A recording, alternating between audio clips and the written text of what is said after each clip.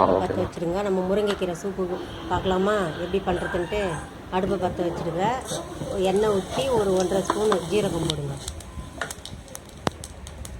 ஜீரகம் போட்ட பிறகு பொரிஞ்சதுக்கப்புறம் ஒரு சின்ன துண்டு இஞ்சி, ஒரு 3 பல்லு பூண்டு, ஒரு 5 சின்ன வெங்காயம் உரித்து எண்ணெயில் போட்டு நல்லா வதக்குங்க.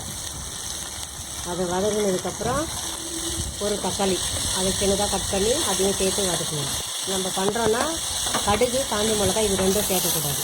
அது சேர்த்தா நம்ம ரசமோ இல்லை சாம்பாரோ ஸ்மெல்லு தான் வரும். இதுனா சூப்புனா இது மட்டும்தான் இது போடணும்.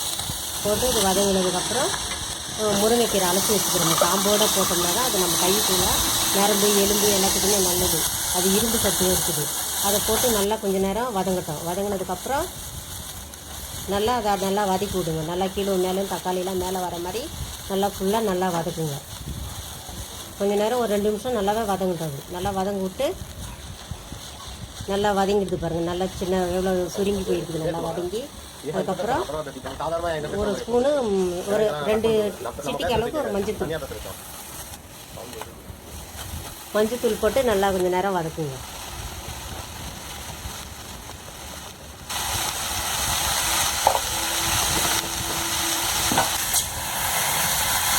வதங்கினதுக்கப்புறம் ஒரு 1.5 ஸ்பூன் தண்ணி வச்சுக்குவோம். நம்ம எத்தனை பேர் இருக்கிறோமோ அந்த அளவுக்கு தண்ணி வச்சு ஒரு 5 நிமிஷம் நல்லா கொதிக்க வைங்க.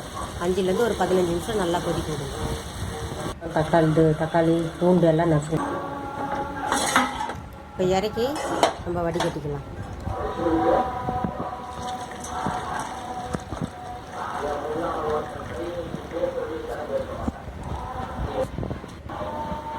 இப்போ கொத்தமல்லி தழை போட்டாச்சா. அடுத்தது இப்போ மிளகு பொடி போடணும். மிளகு பொடி போட்டு காலைக்கு இப்போ சத்தான முருங்கைக்கீரை சூப்பு ரெடி.